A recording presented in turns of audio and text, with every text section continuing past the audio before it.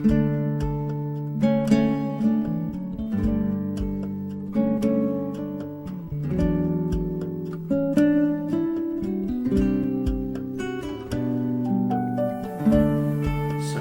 terkasih, kita sampai di langkah keempat saat ini. Langkah keempat adalah melibatkan komunitas untuk saling menanggung beban.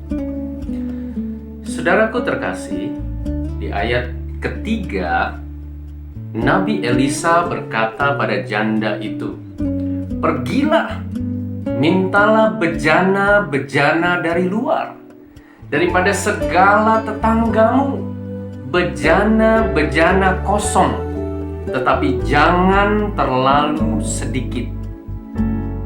Ada 3 hal penting yang Anda harus praktekkan di langkah keempat ini.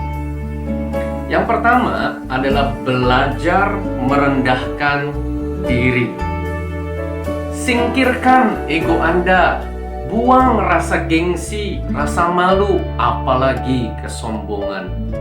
Ingat bahwa janda ini ialah istri seorang nabi yang pada masa itu terpandang sebagai seorang yang terhormat dan memiliki nama baik.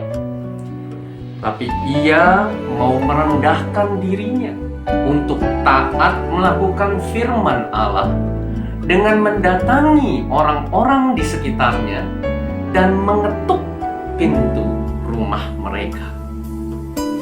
Yang kedua, perhatikan bahwa Elisa tidak menginstruksikan janda itu untuk berutang, yaitu meminjam uang, apalagi meminta uang.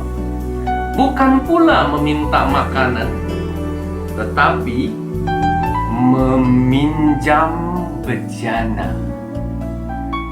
LAI menerjemahkan ke dalam bahasa Indonesia, mintalah bejana.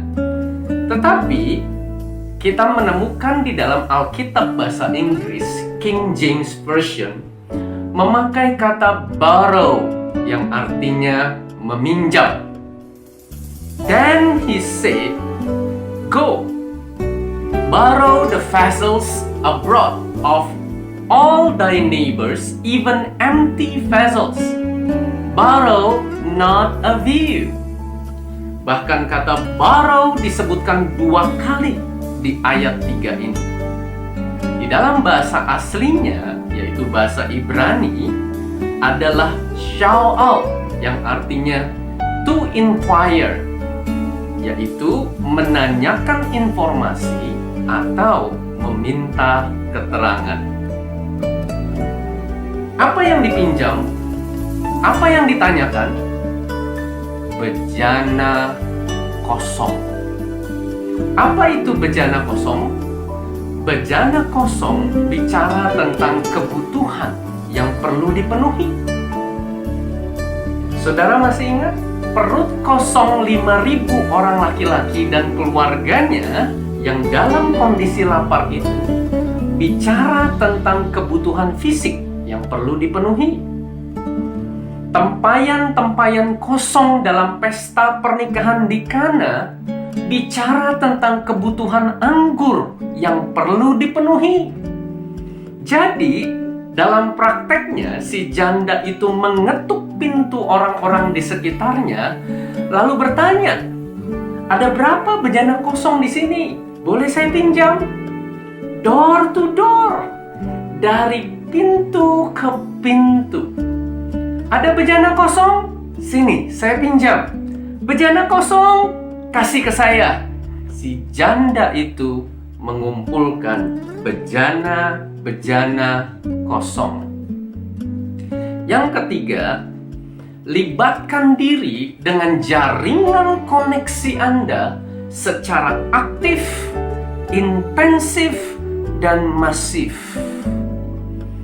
Bayangkan Anda berada di posisi janda itu, disuruh Elisa untuk menanyakan dan meminjam bejana-bejana kosong pada orang-orang di sekitar Anda. Siapa orang-orang yang lebih dulu Anda hubungi? Tentunya dimulai Mulai dari orang-orang yang hubungannya dekat dengan Anda, orang-orang yang sering berkomunikasi dengan Anda, yang selama ini sudah terajut emotional bonding, yaitu ikatan emosional melalui saling memberkati, saling menjawab kebutuhan, dan saling menanggung beban bersama. Dan tidak hanya sampai di situ, Elisa menginstruksikan daripada segala tetanggamu. Ini artinya Anda harus memperluas jangkauan Anda hingga menyentuh semua jaringan komunitas.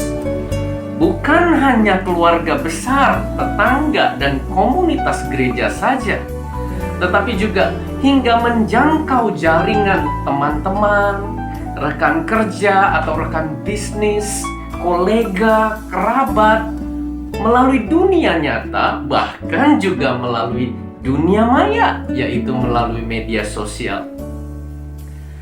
Saudaraku terkasih, Allah menghendaki kita memiliki sikap hati yang memberi, bukan sikap hati yang meminta-minta.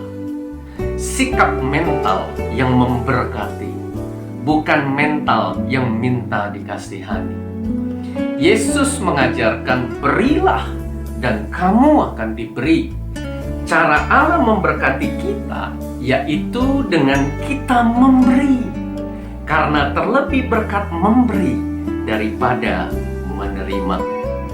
Dan langkah persiapan kita untuk memberi, untuk memberkati sesama adalah kumpulkan bejana-bejana kosong. Cari dan temukan kebutuhan-kebutuhan yang bisa Anda jawab, keperluan-keperluan yang bisa Anda penuhi, kekosongan-kekosongan yang bisa Anda isi di dalam semua jaringan koneksi Anda.